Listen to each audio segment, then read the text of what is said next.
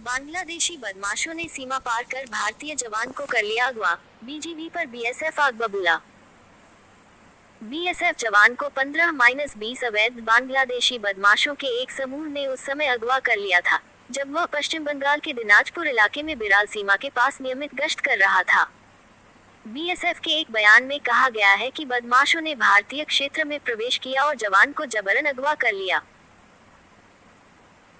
सीमा सुरक्षा बल बीएसएफ ने मंगलवार को कहा कि उसने अपने बांग्लादेशी समकक्ष बॉर्डर गार्ड बांग्लादेश बीजीबी के समक्ष इस बात को लेकर कड़ा विरोध दर्ज कराया है कि उसके जवान का पश्चिम बंगाल में भारत बांग्लादेश सीमा पर गश्ती के दौरान पड़ोसी देश के कुछ शरारती तत्वों ने अपहरण कर लिया। बयान में कहा गया है कि दोनों पक्षों के बीच फ्लैग बैठक के बाद बॉर्डर गार्ड बांग्लादेश बीजीबी ने जवान को वापस सौंप दिया। भारतीय जवान को 15-20 बांग्लादेशी शरारती तत्वों के एक समूह ने उस समय अगवा कर लिया था, जब वह पश्चिम बंगाल के दिनाजपुर इलाके में बिराल सीमा के पास नियमित गश्त कर रहा था। बीएसएफ के एक बयान में कहा गया है, शरारती तत्वों ने भारतीय क्षेत्र में प्रवेश किया और बीएसएफ जवान को जबरन बांग्लादेश में ले गए और उसे बीजीबी की हिरासत में रखा गया।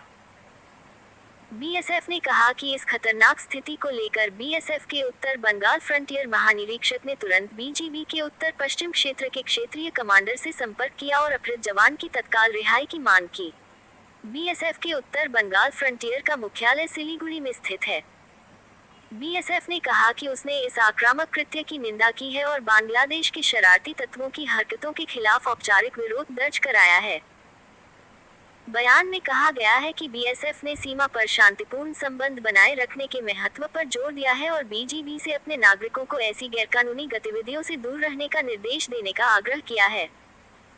बीएसएफ ने कहा, बीएसएफ सीमा पर जीरो फायरिंग की अपनी नीति के प्रति प्रतिबद्ध है और सभी की सुरक्षा सुनिश्चित करने के लिए बीजीबी से सहयोग चाहता है। बीएसएफ ने कहा कि उसने अपने कर्मी की सुरक्षित वापसी सुनिश्चित करने के लिए सक्रिय रूप से काम किया और बीजीबी ने सेक्टर कमांडर के बीच बैठक के बाद जवान को वापस कर दिया।